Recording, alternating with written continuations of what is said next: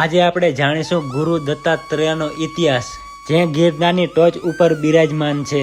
તો બન્યા રહેજો અમારા વિડીયોમાં લાસ્ટ સુધી. વિડીયો સારો લાગે તો લાઇક, શેર, સબસ્ક્રાઇબ કરી દેજો. અને ગિરનારના પગથિયા અને ગિરનાર કેવી રીતે બન્યો એ મેં વિડીયો બનાવી દીધો છે, તો એની લિંક ડિસ્ક્રિપ્શનમાં છે, ત્યાંથી તમે જોઈ શકો છો.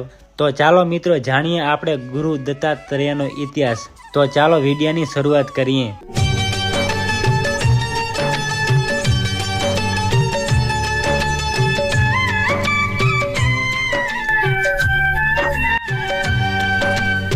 ઉત્તર પ્રદેશમાં ચિત્રકૂટમાં મંદાકિની નદીના કાંઠે અંત્રી મુનિ અને માતા અનસોયા આશ્રમ બાંધીને રહેતા હતા.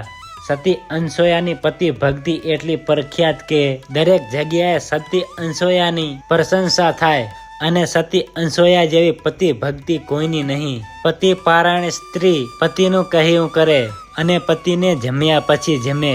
આવી પતિ ભક્તિ કરનારી સ્ત્રી અનસોયાની ચારેકોર પ્રશંસા થાય. હવે બન્યું એવું કે એક વખત નારાજ મુનિજી મૃત્યુ લોકમાં ફરતા ફરતા આવે છે અને સતી અનસોયાના આશ્રમ પાસેથી નીકળે છે.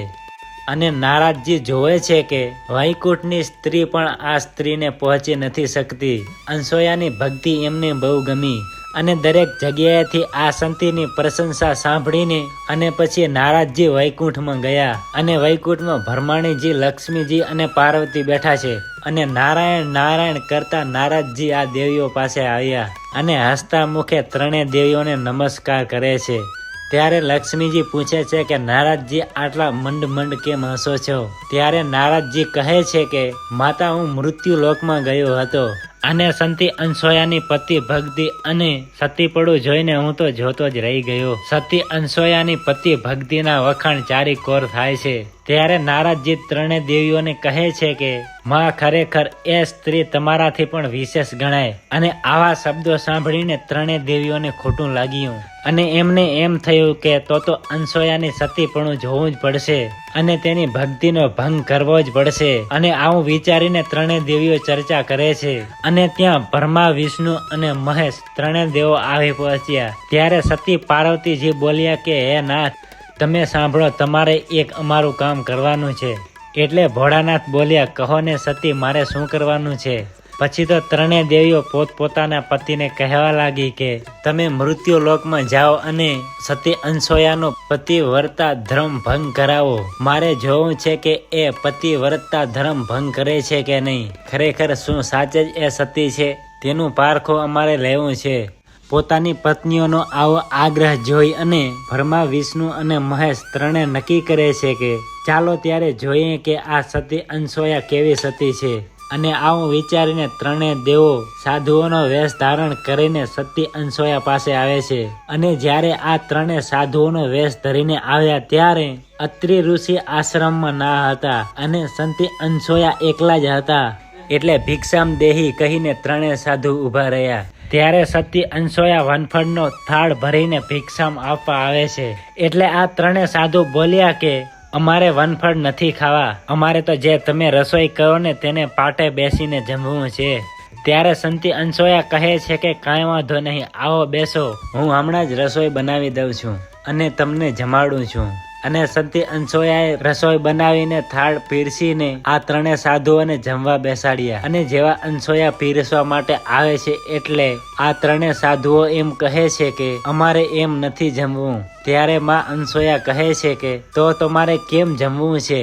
ત્યારે આ ત્રણેય સાધુ કહે છે કે તમે અડધા વસ્ત્રો ઉતારો અને પછી અમને પીરસો તો જ અમારે જમવું છે, નહીં તો અહીંયાથી અમે ભૂખ્યા જતા રહેશું. ત્યારે માં અનસોયા સમજી ગયા કે સાધુ કોઈ દિવસ આવી માંગણી ના કરે, નક્કી આ કોઈ મારી પરીક્ષા કરવા આવ્યું છે. એટલે સંતી અનસોયાએ હાથમાં પાણી લઈ અને ત્રણેય દેવો પર પાણીની અંજણી છાંટીને બોલ્યા કે બાળક બની જાઓ. એટલે ત્રણેય ઋષિ બાળક બની ગયા. બ્રહ્મા, વિષ્ણુ અને મહેશ એ ત્રણેય નાના નાના નાના બાળકો થઈ ગયા. 6 મહિનાના બાળ અને સંતી અનસોયા પોતાનું ઓંઢણું આડું કરીને વારાફરતી 3 બાળકોને તનપાન કરાવ્યું. અમને તો ભૂખ લાગી હતી ને ભોજન જ કરવું હતું ને, તો 6 મહિનાના બાળકોને તનપાન કરાવી અને માં અનસોયાએ બાળકોના પેટ ભર્યા અને પછી આંબાની ડાળે હિંચકો બાંધીને અને 3 બાળકોને હિંચકાવે છે અને માતા અનસોયા હાલરડા ગાય છે. અને આમ થતા દિવસો વીતી ગયા, પણ આ ભરમા વિષ્ણુ અને મહેશ વૈકુંઠમાં પાછા આવ્યા નહીં. તેથી 3 દેવીઓ ભરમાણી, લક્ષ્મી અને પાર્વતી મૂંઝવણમાં પડી ગઈ કે અમારા પતિ દેવો અનસોયાની પરીક્ષા કરવા માટે મૃત્યુ લોકમાં ગયા છે. કેટલા બધા દિવસો થઈ ગયા તોય હજી સુધી પાછા કેમ નથી આવ્યા? અમારા પતિદેવ ક્યાં રોકાઈ ગયા હશે? અને 3 દેવીઓ આવી ચર્ચા કરતા કરતા ત્યાં નારદજી આવી પહોંચ્યા. ત્યારે માતા લક્ષ્મીજી નારદજીને કહે છે કે અમારા પતિદેવો કેટલા દિવસથી સંતી અનસોયાની પરીક્ષા કરવા માટે ગયા છે, પણ હજી સુધી પાછા કેમ ન ફર્યા? ત્યારે નારદજીએ હસીને કહ્યું કે માતા, તમારા 3 પતિ દેવો તો હજી અનસોયાના આશ્રમમાં જ છે. તમે જ્યાં સુધી પાછા નહીં લાવો ને ત્યાં સુધી પાછા નહીં આવે. તમારા 3 પતિ દેવોને સંતી અનસોયાએ કેદ કરીને રાખ્યા છે. જ્યાં સુધી તમે પાછા નહીં લાવો ને ત્યાં સુધી પાછા નહીં આવે. અને પછી 3 દેવીઓને એમ થયું કે આપણે પણ જવું પડશે. અને 3 દેવીઓ સામાન્ય સ્ત્રીનું રૂપ લઈને અત્રિ ઋષિના આશ્રમમાં આવે છે. અનસોયાની પાસે આવીને કહે છે, અમારા પતિ દેવો તમારા આશ્રમમાં આવ્યા છે. તેઓ ક્યાં છે? ત્યાં તો નારદ મુનિ પણ ત્યાં આવે છે અને કહેવા લાગ્યા કે માં, જે આ આંબાની ડાળી હિંચકા બાંધ્યા છે અને એમાં જે 3 નાના નાના બાળકો છે એ 3 તમારા પતિ દેવો છે. અને આ વાત સાંભળીને 3 દેવીઓના મોઢા ઝાંખા પડી ગયા અને કહેવા લાગ્યા કે આ અમારા પતિ દેવ 6 મહિનાના બાળકો.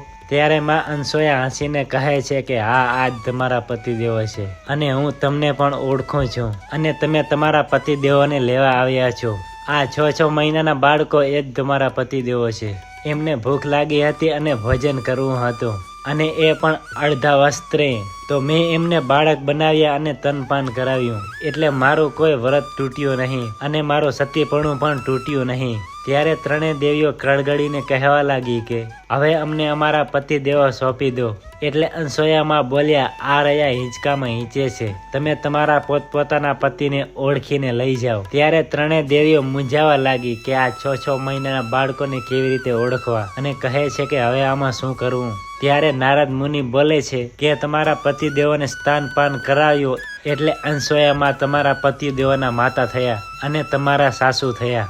એટલે તમે સાસુને પગે લાગો તો તમારું ક્યાંક કલ્યાણ થાય. એટલે 3 દેવીઓએ માં અનસોયાને પગે લાગી અને ભૂલની માફી માંગી અને કહેવા લાગી કે અમારા પતિદેવોને મૂળ સ્વરૂપમાં કરી દો અને અમને સોંપી દો. અમે તમને ઓળખી ના શક્યા અને તમારી પરીક્ષા કરવા માટે અમારા પતિદેવોને તમારી પાસે મોકલ્યા હતા.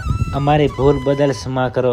અને આવું કહીને 3 દેવીઓ માં અનસોયાના પગે લાગે છે અને અનસોયામાં પણ 3 બાળકને ઊભા કરીને પાણીની આંજણી છાંટીને જે પારણામાં સૂતા હતા એ 3 દેવોને પાછા મૂળ સ્વરૂપમાં કરે છે. અને 3 દેવો પોતપોતાના મૂળ સ્વરૂપમાં આવ્યા એટલે અનસોયામાં તેમને પગે લાગ્યા અને કહેવા લાગ્યા કે મેં તમને બાળક બનાવી અને સ્નાનપાન કરાવ્યું. આમાં મારી કાંઈ પણ ભૂલ હોય તો મને માફ કરજો. આવી ચર્ચા ચાલે છે અને ત્યારે જ અત્રિ ઋષિ પણ આશ્રમમાં આવે છે અને ભરમા, વિષ્ણુ ને મહેશ સાથે 3 દેવીઓના અત્રિ ઋષિના દર્શન થયા. પછી ભગવાન કહે છે કે હે માં, તમે હવે અમારા માતા કહેવાઓ. તમે જે માંગો એ તમને અમે આપીએ. ત્યારે અનસોયા માએ કહ્યું કે મને આપવું જો હોય તો તમે 3 મારા દીકરા થઈને રહો, પણ આ તો 3 દેવ, તેમને વૈકુંઠમાં જવું પણ જરૂરી છે. એટલે 3 મોઢાવાળા એક દેવનું સર્જન કર્યું જે ગુરુ દત્તાત્રેયના નામે ઓળખાયા. એ જ ભરમા, વિષ્ણુ અને મહેશ. આ 3નું એક મોઢું એવી રીતે 3 માથાવાળા ગુરુ દત્તાત્રેયનું નિર્માણ કર્યું. 3 મસ્તક અને 6 હાથ છે. 2 હાથમાં કમંડળ અને માળા છે, એ ભરમાનું સ્વરૂપ છે. અને બીજા હાથમાં શંખ અને ચક્ર છે, એ ભગવાન વિષ્ણુનું સ્વરૂપ છે. અને ત્રીજા હાથમાં ત્રિશૂલ અને ડમરું, એ ભગવાન શંકરનું સ્વરૂપ છે. આમ 6 હાથને 6 હાથમાં 6 વસ્તુ ધારણ કરેલી અને 3 મસ્તક આમ ગુરુ દત્તાત્રેયનું નિર્માણ કર્યું. અને તે દિવસે માઘ મહિનાની પૂનમ હતી, એટલે એ દિવસે ગુરુ દત્તાત્રેયની જન્મ જયંતિ તરીકે પણ ઓળખવામાં આવે છે. અને પછી તો ગુરુ દત્તાત્રેયનો ગિરનારમાં વાસ થયો અને આગળ જતા તેમણે 24 ગુરુ ધારણ કર્યા અને ગુરુ દત્તાત્રેય સતી અનસૂયાના અને અત્રિ ઋષિના પુત્ર તરીકે પ્રખ્યાત થયા. તો મિત્રો, આ હતો ગુરુ દત્તાત્રેયનો ઇતિહાસ. વિડીયો સારો લાગે તો લાઈક, શેર, સબસ્ક્રાઇબ કરવાનું ભૂલતા નહીં. મળીએ આપણે એક નવા ઇતિહાસ સાથે.